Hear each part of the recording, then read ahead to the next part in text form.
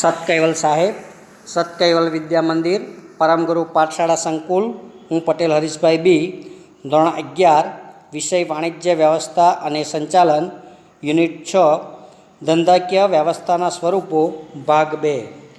આગળના વિડીયોમાં આપણે સહકારી મંડળી, એનો અર્થ, એના લક્ષણો, ફાયદા, એની મર્યાદાઓ, ત્યાર પછી સંયુક્ત હિસ્સાવાળી કંપની, એનો અર્થ, એની વ્યાખ્યા, એના લક્ષણો, એના ફાયદા અને એની મર્યાદાઓ એ આપણે જોયેલું.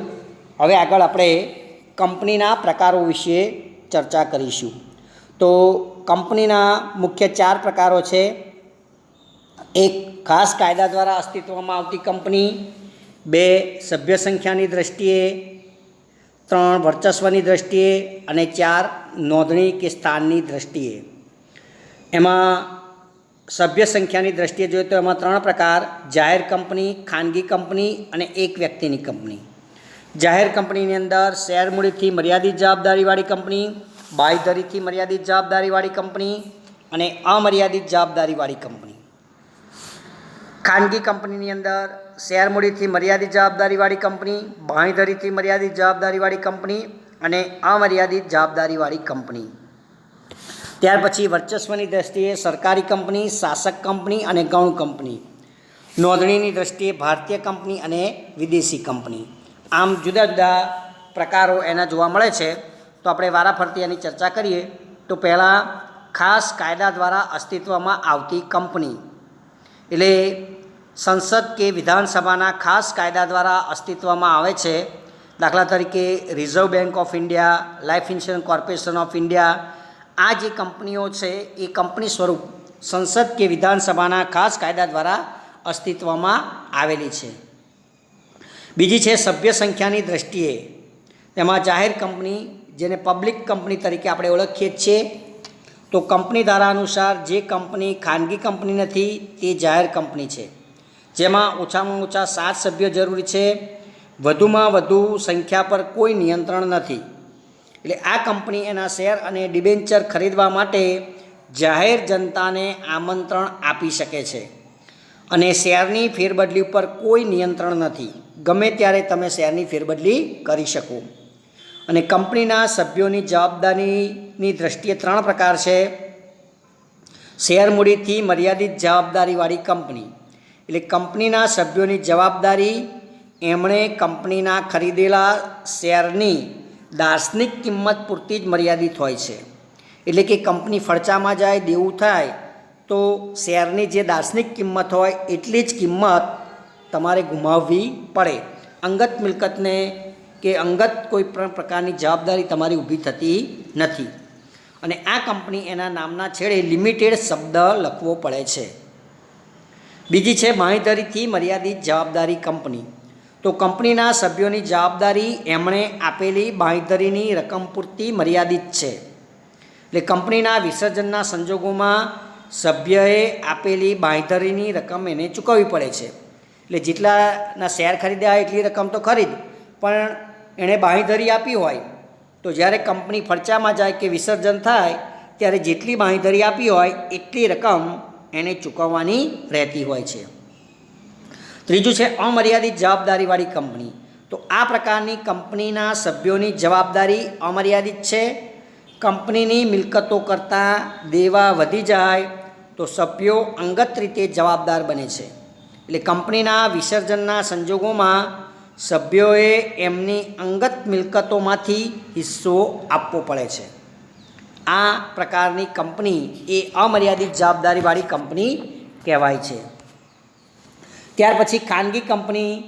તો ખાનગી કંપનીની અંદર ખાનગી કંપની એટલે એવી કંપની કે જેના સભ્યોની સંખ્યા ઓછામાં ઓછી 2 અને વધુમાં વધુ 200 સુધી મર્યાદિત હોય છે.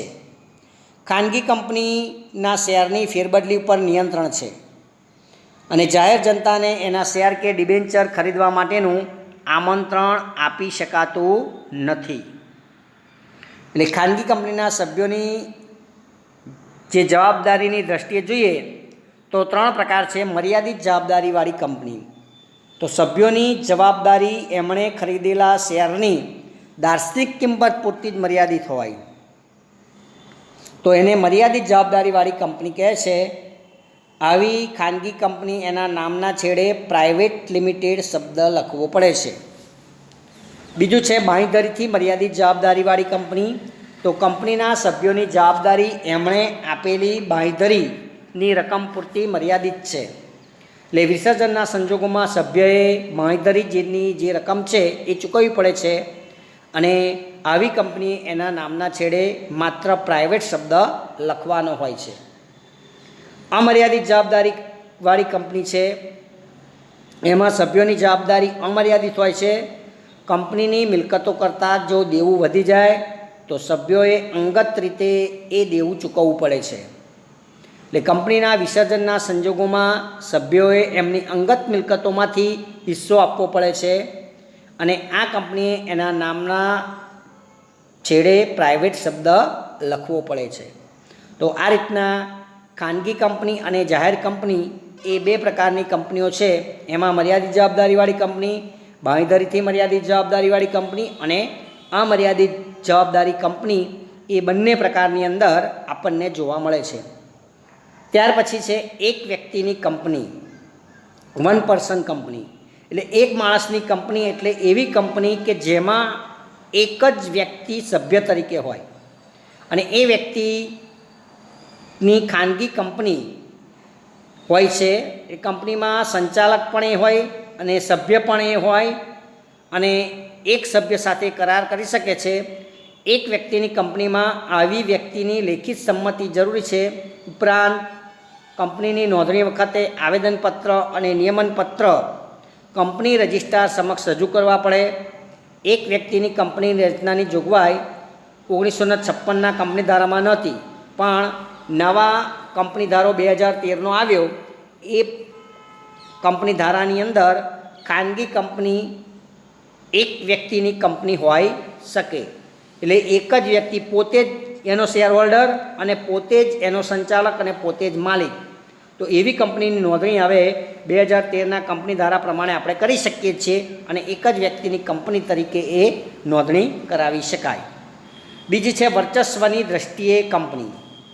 એમાં સરકારી કંપની, ગવર્મેન્ટ કંપની, કે જે કંપનીની ભરપાઈ થયેલી મૂડી ઓછામાં ઓછા 51% મૂડી કેન્દ્ર સરકાર, રાજ્ય સરકાર અથવા એકથી વધુ રાજ્ય સરકારો અથવા કેન્દ્ર સરકાર કે એકથી વધુ રાજ્ય સરકારો સાથે મળી અને કંપનીની રચના કરવામાં આવેલી હોય તો એને સરકારી કંપની કહેવાય. દાખલા તરીકે ભારતની અંદર Ashok hotel limited, Bharat heavy electrics limited bhel, મહાનગર ટેલિફોન નિગમ લિમિટેડ MTNL, આ બધી સરકારી કંપનીઓ છે.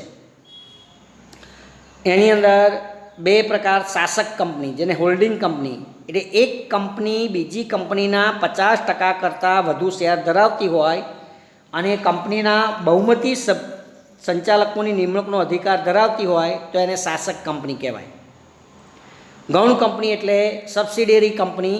ગૌણ કંપની એટલે એવી કંપની કે જે કંપનીના 50%થી વધુ શેર શાસક કંપની ધરાવતી હોય અને કંપનીમાં બહુમતી સંચાલકો નિમણૂકનો અધિકાર શાસક કંપની પાસે હોય તો એને ગૌણ કંપની તરીકે ઓળખવામાં આવે છે. તો આ રીતના બે પ્રકારની કંપની હોય છે. ત્યાર પછી નોંધણીની દ્રષ્ટિએ જોઈએ તો ભારતીય કંપની, ઇન્ડિયન કંપની. તો જે કંપનીની નોંધણી ભારતમાં ભારતીય કંપની ધારા હેઠળ કે સંસદે પસાર કરેલા ખાસ કાયદા હેઠળ થતી હોય એવી કંપનીને ભારતીય કંપની કહેવાય. આવી ભારતીય કંપની જાહેર કંપની, ખાનગી કંપની કે સરકારી કંપની હોઈ શકે. બીજી છે વિદેશી કંપની. તો જેની નોંધણી વિદેશની અંદર એટલે ભારત બહાર થઈ હોય, એની રજિસ્ટર ઓફિસ ભારતમાં ન હોય પણ ધંધાનું સ્થળ ભારતમાં હોય પણ નોંધાયેલી હોય બીજા દેશમાં, તો એને આપણે વિદેશી કંપની તરીકે ઓળખીએ જ છીએ. તો આ રીતના ભારતીય કંપની અને વિદેશી કંપની એમ જુદા જુદા પ્રકારો જોવા મળે છે. હવે આપણે કંપનીની સ્થાપના વિધિ જોઈએ. કંપની કેવી રીતના સ્થપાય છે? તો કંપનીની સ્થાપના વિધિ બે છે, પ્રવર્તન અને બીજું નોંધણીનું પ્રમાણપત્ર મેળવવાની વિધિ. તો સૌપ્રથમ આપણે પ્રવર્તન જોઈએ. તો કંપનીના પ્રવર્તનનો વિચાર, ત્યાર પછી પ્રાથમિક અને વિગતવાર ચકાસણી, સાધનોનું એકત્રીકરણ અને નાણાકીય વ્યવસ્થા, આ 4 બાબતો એની અંદર આવે. ત્યાર પછી નોંધણીનું પ્રમાણપત્ર મેળવવાની વિધિની અંદર આવેદનપત્ર, નિયમનપત્ર, સંચાલકોની યાદી, સંચાલકોની લેખિત સંમતિ અને અન્ય કંપનીમાં હિત અંગેની જાહેરાત અને કાયદાના પાલનની જોગવાઈઓનું નિવેદન, આટલા તબક્કાની અંદર પસાર થવું પડે. તો પહેલો તબક્કો છે પ્રવર્તનનો. કંપની સ્થાપતા પહેલાં પ્રવર્તન એટલે પ્રમોટેશન. તો કંપની અસ્તિત્વમાં લાવવાનો વિચાર અને એની પૂર્વ તૈયારી એટલે પ્રવર્તન. અને કંપનીના પ્રવર્તનના વિચારને અમલમાં મૂકનાર જે વ્યક્તિ છે એ પ્રવર્તક, પ્રમોટર તરીકે ઓળખવામાં આવે છે. પેલું પ્રમોટેશન, પ્રવર્તન, અને જે વ્યક્તિ વિચાર કરી અને એને અમલમાં મૂકે છે એ પ્રમોટર કહેવાય, સ્થાપક કહેવાય. અને આ તબક્કે પ્રવર્તક નીચેના જે મુદ્દાઓ છે એનો વિચાર કરવો પડે. એક તો કંપની પ્રવર્તનનો વિચાર, એટલે કંપની પ્રવર્તનનો વિચાર પ્રવર્તકના મનમાં ઉદ્ભવે છે. એટલે કંપની સ્થાપવાનો વિચાર સ્થાપકના મનમાં ઉદ્ભવે છે.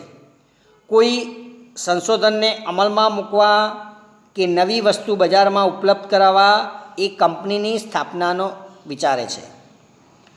પ્રવર્તન એટલે પ્રવર્તકનું માનસ સંતાન છે. Promotion is the brain child of the promoter. એટલે પ્રમોટરના મગજની અંદર પ્રવર્તનનો વિચાર આવે છે અને કંપની સ્થાપવાનો ઉદ્ભવ થાય છે. ત્યાર પછી બીજા તબક્કાની અંદર પ્રાથમિક અને વિગતવાર ચકાસણી. હવે પ્રવર્તકને કંપનીની સ્થાપનાનો વિચાર આવે એટલે એના અમલીકરણની દિશામાં ધંધાકીય વ્યવહારો ચકાસણી કરવી પડે. એમાં ધંધા માટેની સ્થાનની પસંદગી, નફાકારકતા, આ બધી તપાસ કરવી પડે. એ ઉપરાંત પ્રાથમિક તપાસની અંતે વિગતવાર તપાસ, જેમ કે મૂડી ક્યાંથી લાવીશું, કાચો માલ, વસ્તુની માંગ કેટલી રહેશે, સાધન સામગ્રી, વાહન વ્યવહારની સુવિધા, આ બધાની જાણકારી અને પ્રાપ્ત કરવી પડે છે અને વિગતવાર આની બધી ચકાસણી કરવી પડે. ત્યાર પછી સાધનોનું એકત્રીકરણ. તો પ્રવર્તને અમલમાં મૂકવા માટે પ્રવર્તકે જમીન, કાચો માલ, યંત્રો, સેવાઓ આ બધું મેળવવું પડે. એના માટેના વિવિધ વ્યક્તિઓ સાથે કરારો કરવા પડે. જમીન મેળવવાના કરાર કરવા પડે, કાચો માલ, યંત્રો, સેવાઓ, આ બધા કરારો કરવામાં આવે છે. ત્યાર પછી નાણાકીય વ્યવસ્થા. તો સાધનો અને મિલકતો એકત્રિત કરવા માટે મૂડી ક્યાંથી અને કેવી રીતે મેળવવી એ વિચારવું પડે. અને નવી સ્થપાતી કંપની શેર દ્વારા પોતે મૂડી મેળવી શકે છે. તો આ રીતના નાણાકીય વ્યવસ્થાની જે જરૂરિયાત છે એ તપાસવામાં આવે છે. આ 4 તબક્કા પૂરા થાય એટલે નોંધણીનું પ્રમાણપત્ર મેળવવાની વિધિ આવે. હવે કંપનીને અસ્તિત્વમાં લાવવા માટે કંપની રજિસ્ટ્રાર પાસેથી નોંધણીનું પ્રમાણપત્ર મેળવવું પડે. અને આ પ્રમાણપત્ર મેળવવા માટે કેટલાક દસ્તાવેજો તૈયાર કરવા પડે અને એ કંપની રજિસ્ટ્રાર સમક્ષ રજૂ કરવા પડે, એને નોંધાવવા પડે. ત્યાર પછી એની નોંધણી થાય અને કંપની અસ્તિત્વમાં આવી શકે. તો કયા કયા પ્રકારના દસ્તાવેજો આપણે તૈયાર કરવા પડે? તો પહેલું છે આવેદનપત્ર. તો કંપનીનો પાયાનો દસ્તાવેજ અને કંપનીનું બંધારણ છે, જેની ઉપર કંપનીની ઇમારત ચણવામાં આવે છે. આવેદનપત્રની અંદર કેટલીક કલમોની જોગવાઈ કરવી ફરજિયાત છે, જેમ કે નામની કલમ. તો શેરથી મર્યાદિત જવાબદારી જાહેર કંપનીએ એના નામના છેડે લિમિટેડ અને મર્યાદિત જવાબદારીવાળી ખાનગી કંપનીએ પ્રાઇવેટ લિમિટેડ શબ્દ લખવો પડે. અને ભારતમાં નોંધાયેલી અન્ય કંપની જેવું નામ તેમજ રાષ્ટ્રહિતને નુકસાન કરે એવું નામ એ રાખી શકતી નથી. એટલે એ પ્રમાણે નામની પસંદગી કરવાની હોય છે. બીજી કલમ છે રજિસ્ટર ઓફિસના સરનામાની કલમ. તો કંપની રજિસ્ટ્રાર અને જાહેર જનતા કંપની સાથે પત્ર વ્યવહાર કરી શકે અને અદાલતનું અધિકાર ક્ષેત્ર નક્કી કરી શકાય એ માટે કંપની રજિસ્ટર ઓફિસનું સરનામું તમારે જણાવવું પડે. એટલે એ સરનામાથી તમારી ઓળખ સ્થાપિત થાય છે.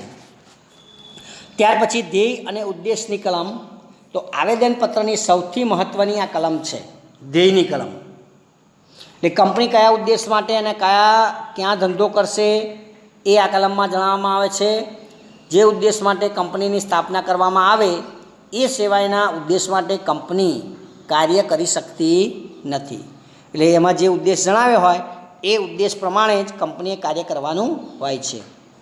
ત્યાર પછી જવાબદારીની કલમ. તો કંપનીના સભ્યોની જવાબદારી મર્યાદિત, અમર્યાદિત કે બાંયધરીથી મર્યાદિત છે એનો ઉલ્લેખ આ કલમની અંદર કરવામાં આવે છે. એટલે એક જ વ્યક્તિની કંપનીમાં મૂળ વ્યક્તિના મૃત્યુ કે કરાર કરવાની અસમર્થતાને કારણે બીજી વ્યક્તિ તરીકે કોનું નામ દાખલ કરવામાં આવશે એનો પણ ઉલ્લેખ કરવામાં આવે છે. ત્યાર પછીની કલમ છે મૂડીની કલમ. તો કંપનીની સત્તાવાર મૂડી અને એનું વિભાજન નિશ્ચિત રકમના કેટલા શેરમાં કરવામાં આવ્યું છે એ મૂડીની કલમની અંદર જણાવવામાં આવે છે. એટલે સત્તાવાર મૂડી કેટલી રહેશે કંપનીની એ આ કલમની અંદર દર્શાવવામાં આવે છે. ત્યાર પછી સ્થાપનાની કલમ. તો જાહેર કંપની હોય તો ઓછામાં ઓછા 7 અને ખાનગી કંપની હોય તો ઓછામાં ઓછા 2 સભ્યો એમની સહી સાથે કંપની સ્થાપના કરવા ઈચ્છે છે એવું નિવેદન આપવું પડે અને એ સ્થાપનાની કલમની અંદર જણાવવાનું હોય છે. તો આ રીતના પહેલાં આવેદનપત્ર તૈયાર કરવામાં આવે છે. બીજો દસ્તાવેજ છે નિયમનપત્ર. તો કંપનીના આંતરિક વહીવટના નિયમો નક્કી કરતો દસ્તાવેજ છે. આવેદનપત્રની મર્યાદામાં રહી અને નિયમનપત્રમાં કંપનીનો વહીવટ ચલાવવા માટે નિયમો જણાવવામાં આવે છે. એમાં સભ્યોના અધિકારો, શેર હપ્તા, શેર જપ્તી, સંચાલક મંડળની સત્તા, આ બધા નિયમોનો સમાવેશ થાય છે. એટલે આવેદનપત્ર અને નિયમનપત્રની નોંધણી થવાથી બંને દસ્તાવેજો જાહેર દસ્તાવેજો બની જાય છે અને એ બધા માટે તમારે ખુલ્લા રાખવાના હોય છે. ત્યાર પછી છે સંચાલકોની યાદી. તો સંચાલક તરીકે કામ કરવા માટે તૈયાર હોય એવી વ્યક્તિઓના નામની યાદી, એમના નામ, એમના સરનામા, ઉંમર, વ્યવસાય, રાષ્ટ્રીયતા આ બધા સાથે કંપની રજિસ્ટ્રાર સમક્ષ નોંધાવવા પડે. કંપની સંચાલકોમાં ઓછામાં ઓછી એક વ્યક્તિ મહિલા સંચાલક હોવી જોઈએ. એટલે નવા કાયદા પ્રમાણે બધા સંચાલકોમાં એક મહિલા સંચાલક હવે હોવી જોઈએ. ત્યાર પછી સંચાલકોની લેખિત સંમતિ. તો તમે જેમનું નામ સંચાલક તરીકે દર્શાવવામાં આવ્યું હોય એ સંચાલક તરીકે કામ કરવા તૈયાર છે એવી લેખિત સંમતિ તમારે લેવી પડે અથવા તો આપવી પડે. કોઈનું નામ એની સંમતિ વગર તમે દાખલ કરી શકો નહીં. એ સંમતિ આપે કે હું સંચાલક તરીકે કામ કરવા તૈયાર છું તો જ તમે એને સંચાલક બનાવી શકાય. ત્યાર પછી અન્ય કંપની હિત અંગેની જાહેરાત. તો કંપનીના સંચાલકો, મેનેજર, સેક્રેટરી કે ભરણું ભરનાર જો બીજી કંપની સાથે હિત સંબંધ ધરાવતી હોય તો એ અંગેનું તમારે નિવેદન આપવું પડે. અને કાયદાની જોગવાઈઓનું નિવેદન. તો કંપનીની નોંધણી માટે બધી જ કાયદાકીય જોગવાઈનું પાલન કરવામાં આવ્યું છે એ અંગેનું નિવેદન નિયત ફોર્મમાં કંપની રજિસ્ટર સમક્ષ તમારે નોંધાવવું પડે. હવે આ બધા દસ્તાવેજો સાથે જરૂરી નોંધણી ફી ભરવામાં આવે છે. કંપની રજિસ્ટ્રારે દસ્તાવેજોની ચકાસણી કરશે. દસ્તાવેજો સંતોષકારક જણાશે તો કંપની અને નોંધણી કંપનીઓના ચોપડામાં કરશે.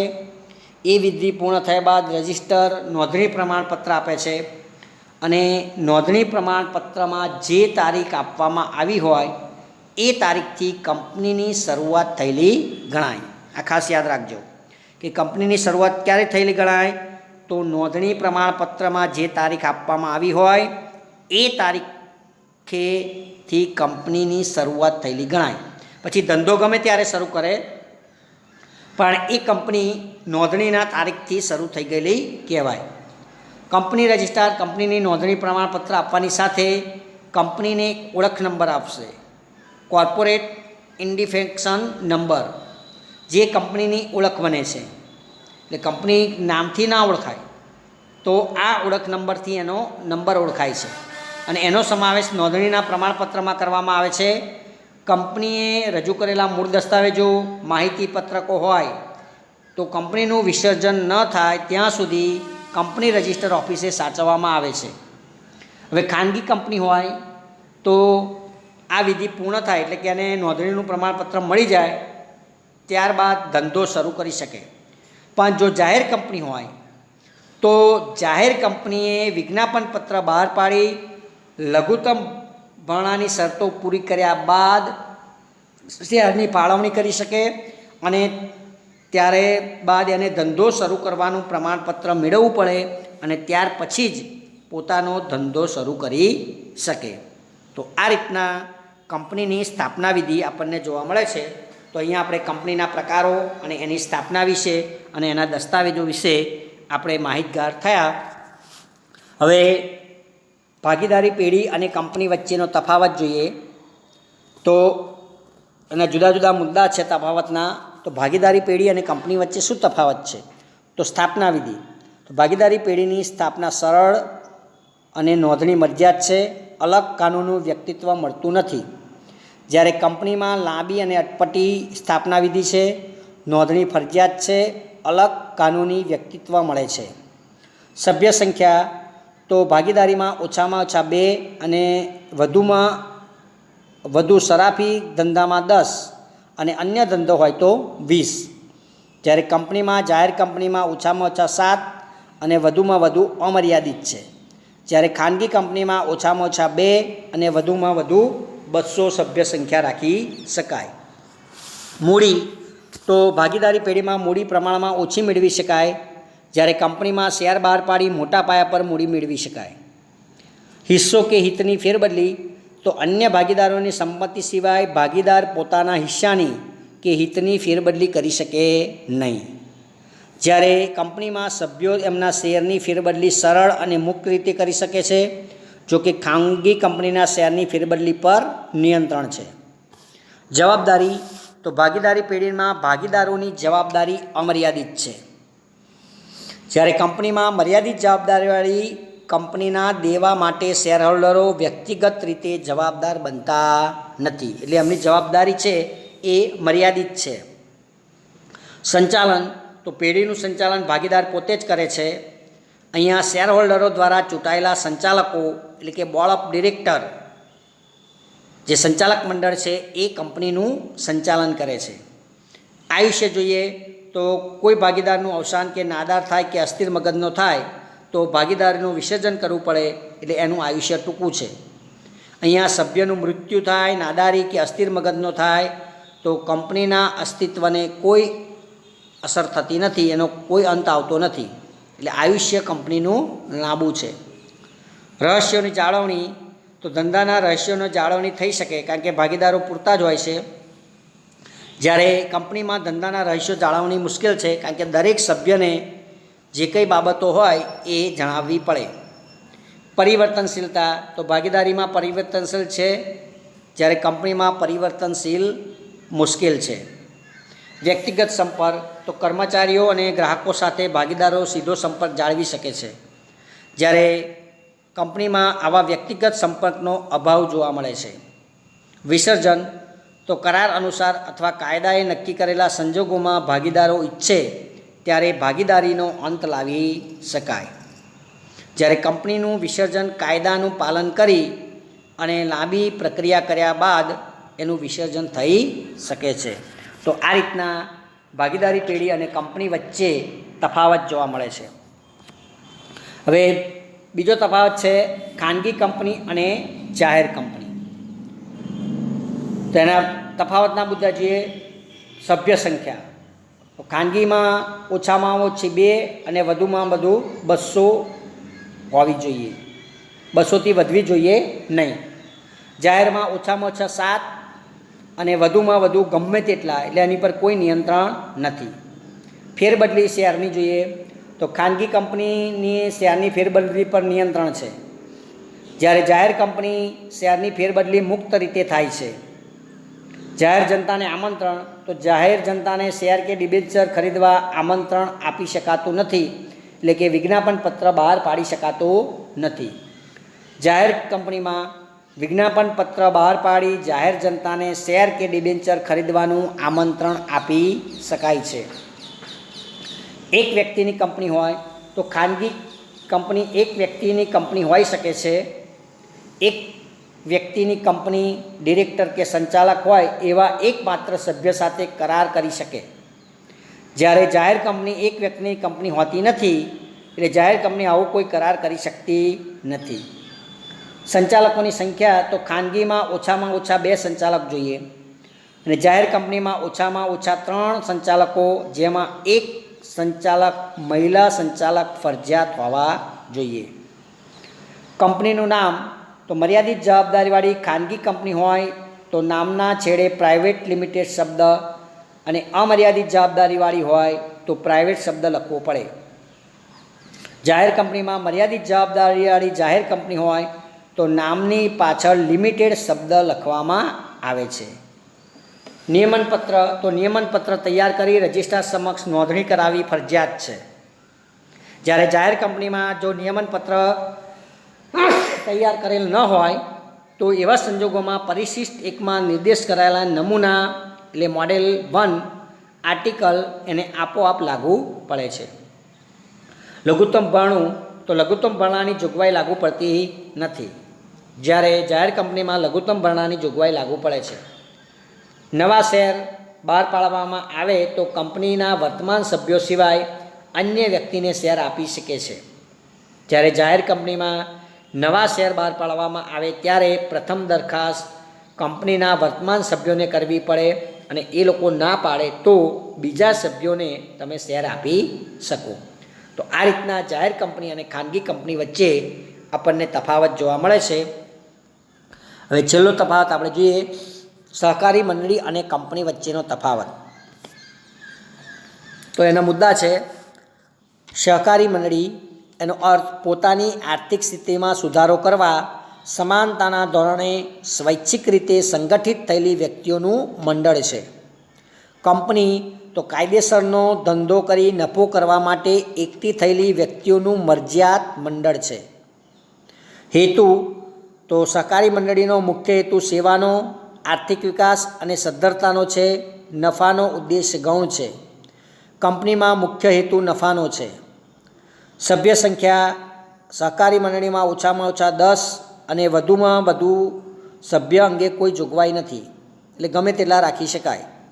જ્યારે કંપનીમાં જાહેર કંપનીમાં ઓછામાં ઓછા 7 અને વધુમાં વધુ ગમે તેટલા, ખાનગી કંપનીમાં ઓછામાં ઓછા 2 અને વધુમાં વધુ 200 સભ્યો રાખી શકાય. સ્થાપના વિધિ તો સહકારી મંડળની સ્થાપના વિધિ કંપની કરતાં એકદમ સરળ છે, જ્યારે કંપનીની સ્થાપના વિધિ પ્રમાણમાં લાંબી અને અટપટી છે અને ખર્ચાળ છે. વહીવટ તો વહીવટ લોકશાહી ઢબે થાય છે. સભ્ય દીઠ 1 મત આપવાનો અધિકાર છે. કંપનીમાં માત્ર સિદ્ધાંતોમાં જ લોકશાહી વહીવટ છે અને આ ખ્યાલ ભ્રામક છે, કારણ કે મત જે આપવાનો અધિકાર છે શેર દીઠ છે, એટલે જેની પાસે શેર વધારે હોય એ વહીવટની અંદર ભાગ લઈ શકે છે, એ જ લોકો વહીવટ કરતા હોય છે. એટલે લોકશાહી વહીવટ ત્યાં જોવા મળતો નથી. શેર તો એક સરખા અધિકારવાળા અને એક જ પ્રકારના શેર બહાર પાડી શકાય, જ્યારે કંપનીમાં ઇક્વિટી શેર ઉપરાંત પ્રેફરન્સ શેર અને બીજા ઘણા પ્રકારના શેરો બહાર પાડી શકાય છે. શેરની ફેરબદલી અને સભ્યપદનો અંત તો શેરની ફેરબદલી સહકારી મંડળીમાં થતી નથી. સભ્ય મંડળીને શેર પરત કરી અને સભ્યપદનો અંત લાવી શકે, જ્યારે કંપનીમાં શેરની ફેરબદલી સરળતાથી કરી શકાય છે. શેર મૂડી પર અસર તો અહીંયા મંડળીનો સભ્ય મંડળીને શેર પરત કરી મૂડી પાછી મેળવી શકતો હોવાથી મૂડી ભંડોળમાં ઘટાડો થાય છે, જ્યારે અહીંયા સભ્ય દ્વારા શેરના ખરીદ વેચાણ થવાથી મૂડી ભંડોળમાં કોઈ ફેરફાર થતો નથી. માત્ર માલિકી ફેરબદલાય છે, બાકી મૂડી ભંડોળ બદલાતું નથી. નફાનો ઉપયોગ તો મંડળીમાં નફાનો ઉપયોગ કાયદાની જોગવાઈને આધીન રહી સભ્યોને ડિવિડન્ડ આપવામાં આવે છે અને સભ્યોના લાભાર્થે સામાજિક કાર્યોમાં વાપરવામાં આવે છે.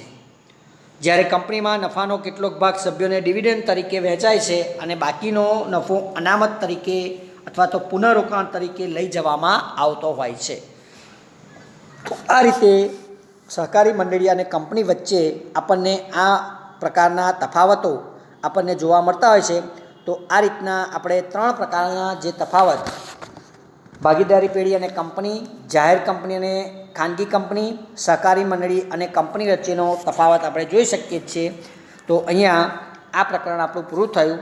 એની અંદર આપણે શું શીખ્યા? તો સહકારી મંડળી, એનો અર્થ, એના લક્ષણો, ફાયદા મર્યાદાઓ, સંયુક્ત હિસ્સાવાળી કંપની, અર્થ, એના લક્ષણો, ફાયદા મર્યાદા, ત્યાર પછી એના પ્રકારો અને